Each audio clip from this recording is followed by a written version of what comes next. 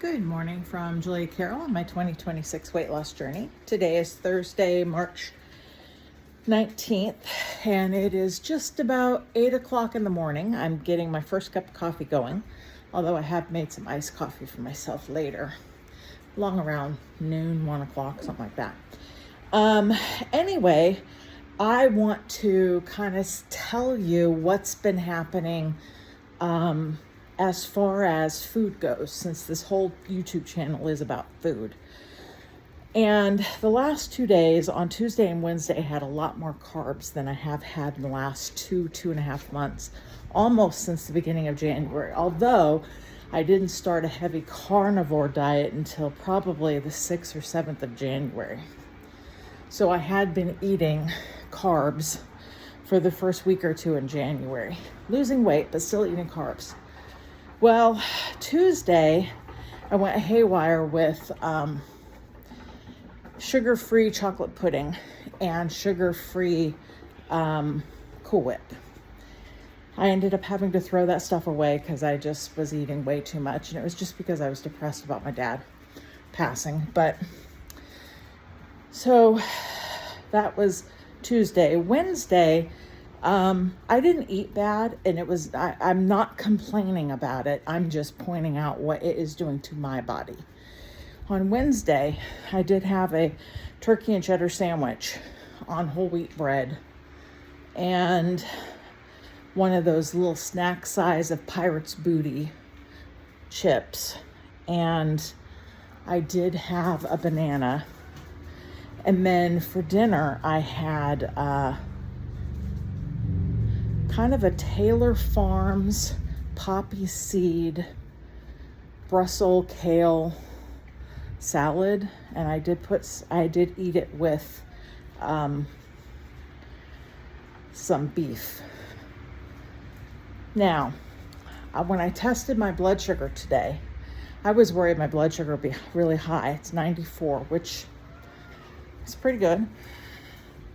It had been about 12 hours since I'd eaten, so 14 hours, and my blood sugar was 94, so it's under 100, so I'm good about that. But it's my ketones. My ketones were 0.4, so just that threshold of not really ketosis, getting into ketosis.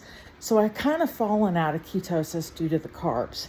Now, the carb content yesterday, I didn't check it before I started this video, but it's probably in the neighborhood, it's over 100. Both days, Tuesday and Wednesday, they're over 100. Now, maybe Wednesday was more like 80 to 90. Well, I don't know. Probably closer to 100. So I had carbs over 100 2 days. So I'm out of ketosis. I think it'd be easy to get back into it if I spend the next few days eating a lot of meat. And the carbs I do eat, again, stay below the 25, which is just a few strawberries and blackberries, raspberries, that kind of thing. A few Brussels sprouts, maybe. I do have salad, and I don't think salad affects me, really. Not really. And just exercising like I'm doing right now. I've been walking for almost 4 minutes. My coffee smells like it's done. So I probably will get my coffee and then maybe do a Bible study. I don't know.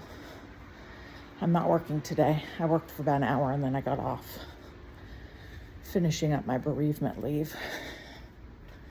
And it's sad. Yesterday was a pretty good day. Today, I won't say it's a bad day, but I'm feeling it a little more again today. Comes in waves. I keep going back to the moment when they told me he died. Yeah, it's hard. But anyway, I kind of don't want to think about that. I want to think about how well things are going. Did I feel the effects from eating that more carbs? I don't think so.